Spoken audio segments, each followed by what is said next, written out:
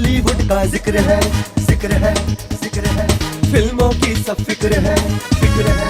Gossip का बाजार है, लेटेस्ट बस तैयार है। देखेंगे Bombay Talkies, Bombay Talkies, Bombay Talkies, Bombay Talkies. Hello friends, welcome to your own show Bombay Talkies. मैं हूं आपके साथ आपकी होस्ट मारिया।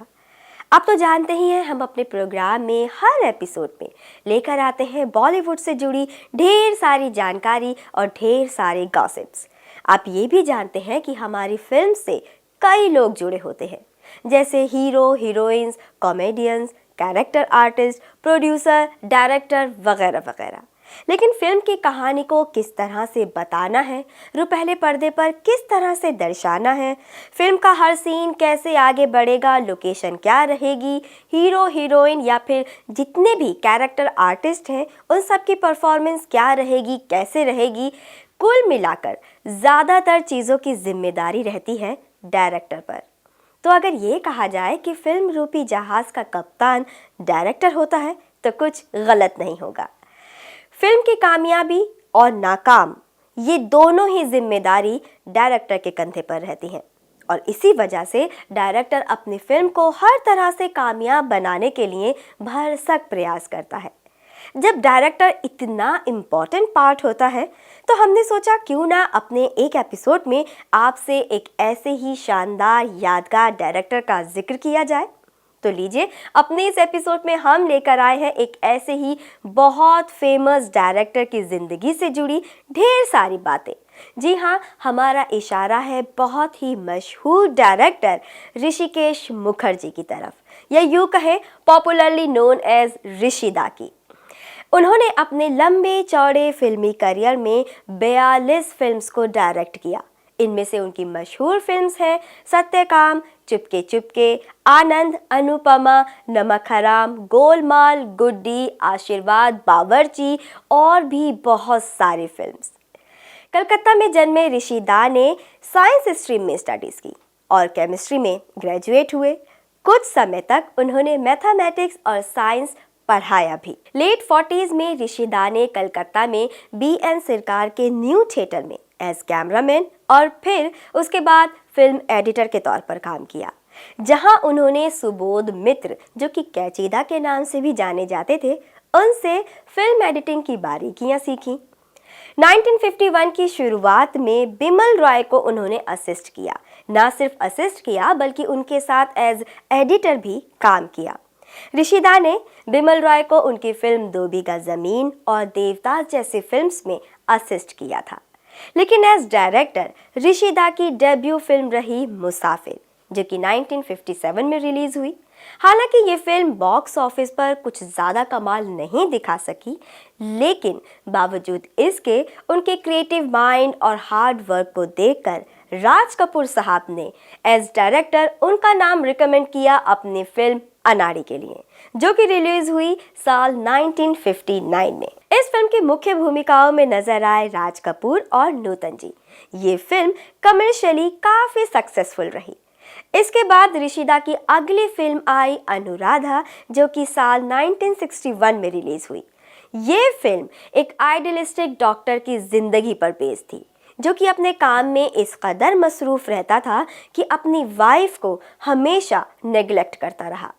इस फिल्म के लिए ऋषि दा को मिला प्रेसिडेंट्स मेडल अवार्ड और इसके बाद 60 के दशक में ऋषि दा ने एक के बाद एक सुपरहिट फिल्म्स हमारी फिल्म इंडस्ट्री को दी। जैसे साल 1962 में रिलीज हुई उनकी फिल्म असली नकली, साल 1966 में आई अनुपमा, 1968 में आई आशीर्वाद और 1969 में आई सत्यकाम जैसी सुपरहिट फिल्म्स ने उन्हें फेमस डायरेक्टर की लिस्ट में ला खड़ा किया।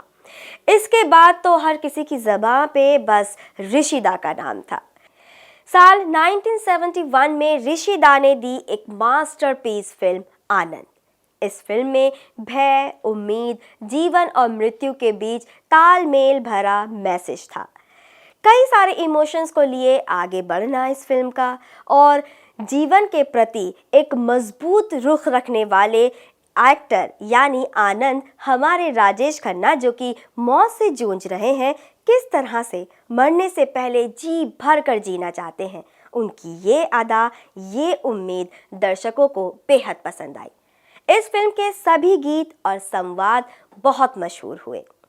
साल 70 यानी 70 का दशक ऋषि दा के लिए बेहद कामयाबी भरा रहा, या ये कहें कि इस दशक ने ऋषि दा को ऑस्पिशियस बिगनिंग दी। इसी साल उन्होंने एक और शानदार यादगार फिल्म बनाई, गुड्डी। साल था 1971। ये फिल्म जया भादुड़ी की डेब्यू फिल्म थी।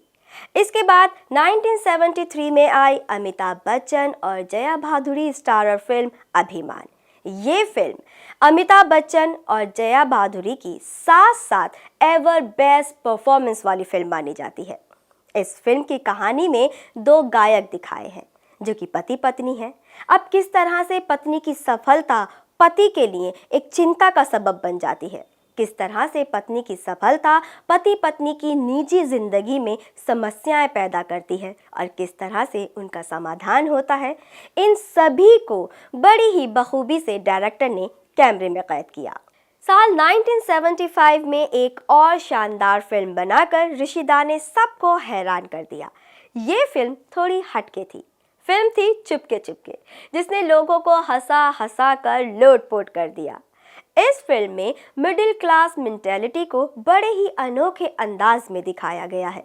किस तरह से एक न्यूली मैरिड प्रोफेसर अपनी रूढ़िवादी, शक्की और मिडिल क्लास मेंटेलिटी रखने वाले जीजा को तंग करता है, उनकी टांग खींचता है, उन पे व्यंग्य करता है। बड़े ही अनोखे अंदाज में इस फिल्म में दिखाया गया है।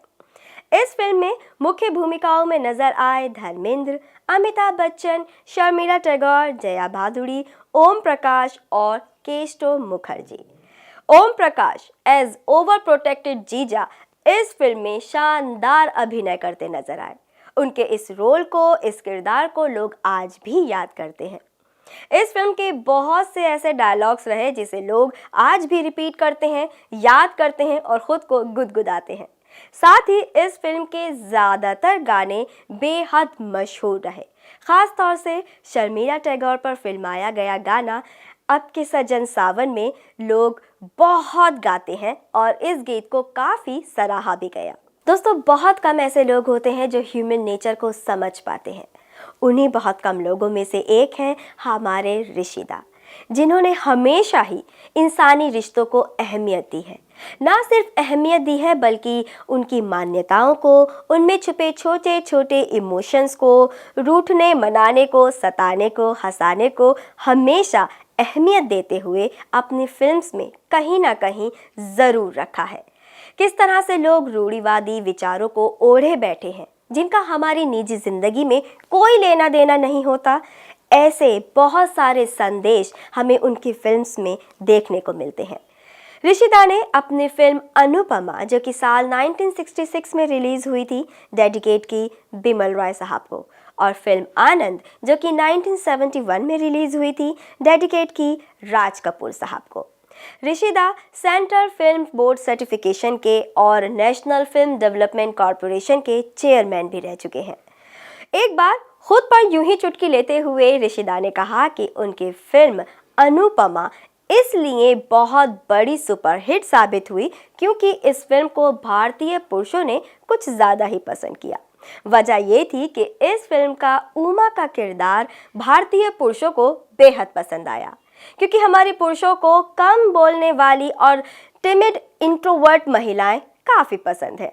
खैर, ये तो थी मजाक की बात, लेकिन ऋषि दा ने हमेशा से यही कहा कि सिंपल इमोशंस को दर्शाना काफ़ी मुश्किल होता है बजाय कॉम्प्लेक्स इमोशंस के। तभी उन्हें इस तरह की सॉफ्ट थीम्स की फिल्म्स काफ़ी पसंद थी। साल 1980 का दशक आते आते लार्जर देन लाइफ फिल्म्स का दौर चला और उदय हुआ superstar Amitabh Bachchan style films का, और कहीं ना कहीं लुप्त हुआ ऋषि दा स्टाइल फिल्म्स का। हालांकि 1999 में झूठ बोले कौआ काटे फिल्म से एक बार फिर उन्होंने कमबैक किया, लेकिन ये एक फुटाइल एफर्ट साबित हुआ क्योंकि कमर्शियली और क्रिटिकली दोनों लेवल पर यह फिल्म फेलियर साबित हुई। 83 साल की उम्र में 27 अगस्त 2006 को मुंबई में ऋषिकेश मुखर्जी साहब ने आखिरी सांस ली। ऋषिकेश मुखर्जी साहब को दादा साहेब फाल्के अवार्ड से नवाजा गया साल 1999 में और साल 2001 में पद्म विभूषण अवार्ड से सम्मानित किया गया। ऋषिकेश मुखर्जी को फिल्म अनाड़ी के लिए सिल्वर मेडल और फिल्म अनुराधा के लिए president gold medal for all India best feature film के लिए नवाजा गया। इसके अलावा ऋषिकेश मुखर्जी टीवी सीरियल हम हिंदुस्तानी, तलाश, धूप छांव, उजाले की ओर, रिश्ते से भी एसोसिएटेड रहे। ऋषिदा ने अपने लंबे चौड़े फिल्मी करियर में कुल मिलाकर 8 फिल्म फेयर अवार्ड हासिल किए। ऋषिदा ने अपने लंबे चौड़े फिल्मी करियर में, या यूं कहें कि 4 दशकों के फिल्मी करियर में बेपनाह कामयाबी और बेपनाह मोहब्बत हासिल की। यूं तो उन्होंने काफ़ी मेहनत की, जो कि मेहनत तो रंग लाती ही है, ये संदेश देते हुए उनकी हर फिल्म कामयाब रही और आज तक हम सभी के जहन में ताज़ा है। ख़ास तौर से उनके फिल्म आनंद और चुपके चुपके हमेशा हमें उनकी याद दिलाएगी। आज के इस एपिसोड में फ़िलहाल इतना ही। अब हम आपसे इजाज़त लेना चाहेंगे। अगले एपिसोड में फिर आपसे मुलाकात करेंगे ढेर सारी बातों के साथ, कुछ खूबसूरत नगमों के साथ। फ़िलहाल इजाज़त, नमस्कार।